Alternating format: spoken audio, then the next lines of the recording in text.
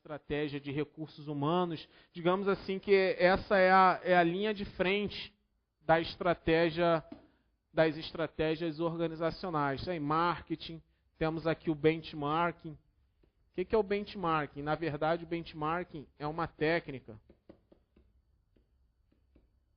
Tá? Não sei se todos conhecem, é sempre bom falar.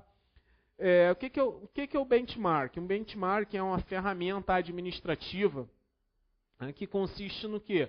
Consiste na organização que vai buscar em outras organizações melhores práticas administrativas, melhores práticas funcionais, melhores práticas de desenvolvimento de um produto.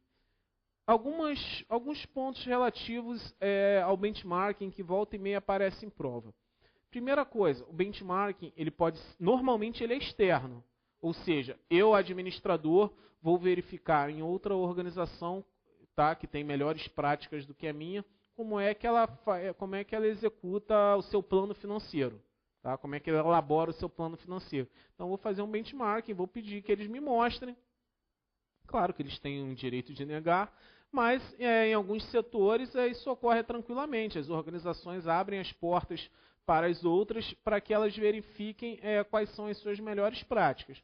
Então, o benchmarking, de um modo geral, é externo. Existe benchmarking interno? Existe essa possibilidade. Um setor, tá, que pode ter uma atividade bastante parecida com outro, ele pode, dentro da mesma organização, verificar como é que aquele setor está realizando as suas atividades. Pode ocorrer esse benchmarking interno.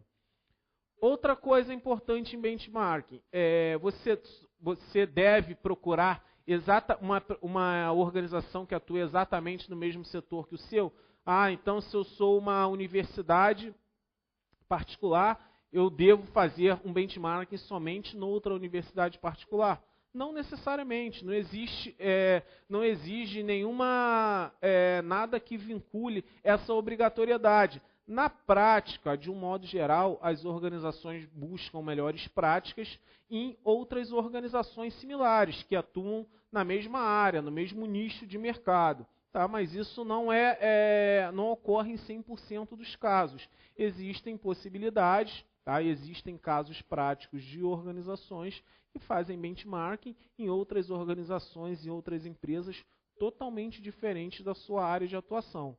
Ok? Então, esses são alguns pontos importantes sobre o benchmarking, que é uma técnica de buscar em outras organizações melhores práticas, verificar as práticas de excelência em outras organizações.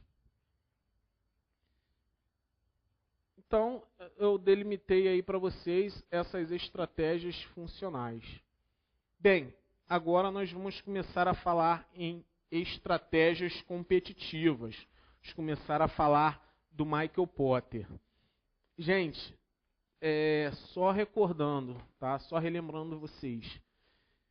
Praticamente todas as provas que pedem estratégia, pede estratégia competitiva, pede o Michael Porter. Ele a obra dele é perfeita? Claro que a obra dele não é perfeita, é passível de críticas como praticamente tudo, como todo saber humano. Só que ele é uma autoridade mundial, tá? Digamos assim, que ele é praticamente um pioneiro dentro dessa questão de estratégia competitiva. Ele começou a escrever sobre isso no início da década de 80, tá? Dessas questões sobre estratégias competitivas, depois ele veio reeditando seus livros. Então, ele é, sem dúvida, sem qualquer sombra de dúvida, um dos ícones na área se não a maior autoridade mundial na área de estratégia competitiva. Muita atenção agora, não é difícil também esse ponto de estratégia competitiva, ele só é bastante conceitual, como vem sendo praticamente toda essa aula. Tá? Você sabendo a diferença entre um conceito e outro, chega na prova, você mata. O que a banca faz dentro de toda essa aula que a gente está vendo hoje? Ela simplesmente, olha, temos aí dezenas de conceitos, ela sai misturando os conceitos e pergunta se é certo ou errado. O que você precisa saber é a diferença entre um conceito e o outro e operacionalizar.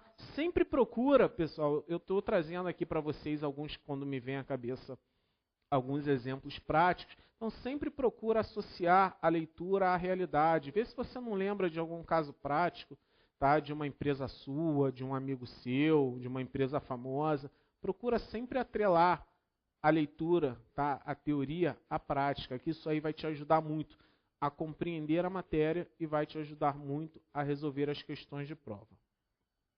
Então, a partir de agora, nós vamos falar de estratégias competitivas, notadamente do nosso glorioso Michael Porter. Bem, a questão da estratégia competitiva, o Michael Porter ele começa dizendo o seguinte, que as estratégias, que existem 5 forças estruturais básicas dentro das quais as empresas devem operar. Tá? Essas 5 forças que estão aí, tá, nesse material para vocês, essas 5 forças competitivas, elas atingem todas as organizações que estão dentro de uma indústria. O que seria uma indústria? Eu vou colocar aqui para vocês, é até importante, eu vou voltar um slide aqui. Olha, indústria, segundo Michael Porter, o livro dele, a obra do Michael Porter, gira em torno dessa questão de indústria. Então, como eu disse aqui no começo da aula, a indústria não é uma indústria. O que é uma indústria, então, na concepção do Michael Porter, do estudo do Michael Porter? A indústria é um conjunto de empresas fabricantes de produtos que são substitutos. Bem, e o que são produtos substitutos? Primeiro conceito importante aqui é de indústria. O segundo é de produtos substitutos. Com bastante calma que a gente chega lá. Substitutos.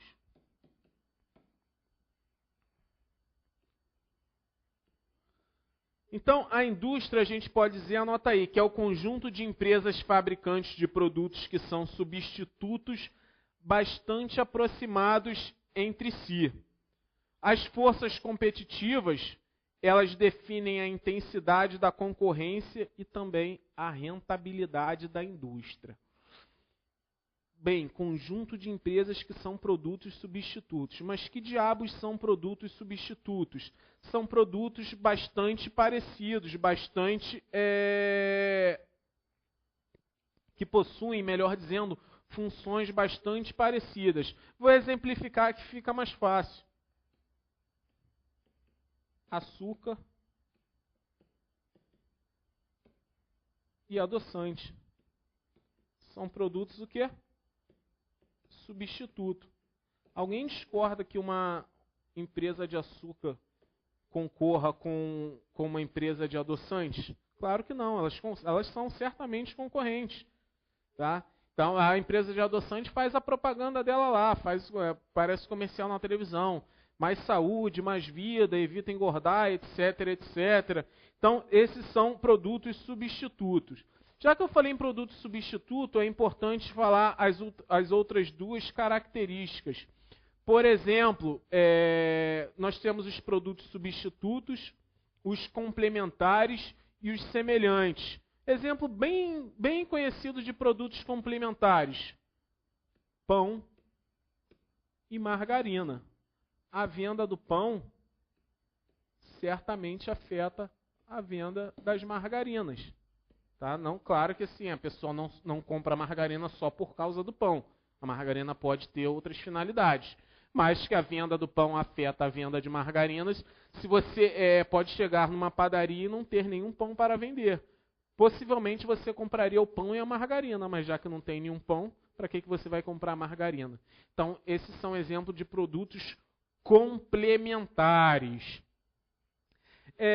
E por fim nós temos os produtos semelhantes. Produtos semelhantes são produtos parecidos, mas não são produtos idênticos. Olha, chopp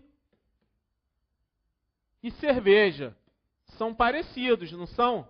Mas eles não são o mesmo produto, são parecidíssimos. Tá? Mas eles não são idênticos, não são a mesma coisa.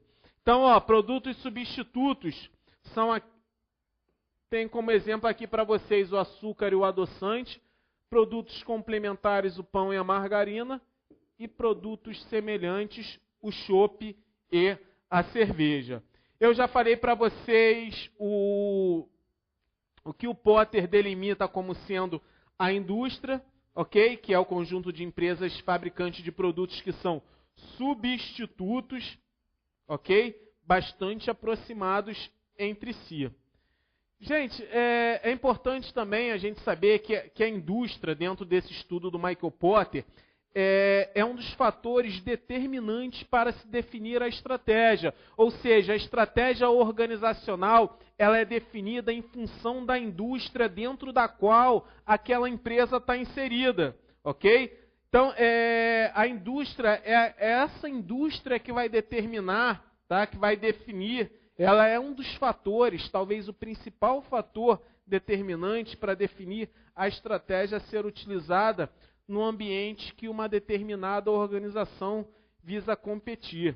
Tá? A meta de uma estratégia competitiva para uma organização, qual é? É encontrar uma posição dentro da indústria em que uma companhia possa melhor se defender das forças estruturais ou influenciá-la a seu favor. A questão das oportunidades e das ameaças. E existem, sim, o Potter delimitou, isso aqui também aparece muito, gente, muito mesmo em prova. Ele delimitou 5 forças estruturais básicas das indústrias que determinam o conjunto das forças competitivas. Guardem com bastante carinho essa figura aí com vocês.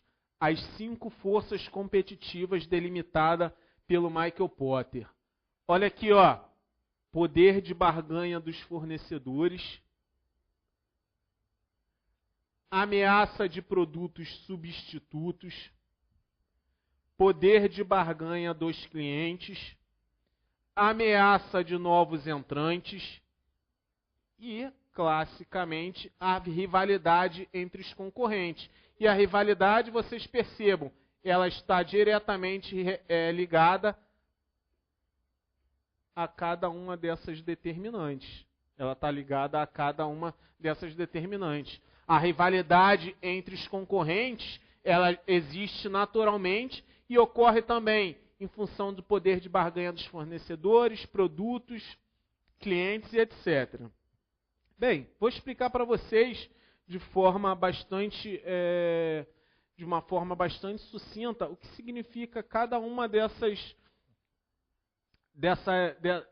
forças competitivas, dessas 5 forças competitivas do Michael Potter.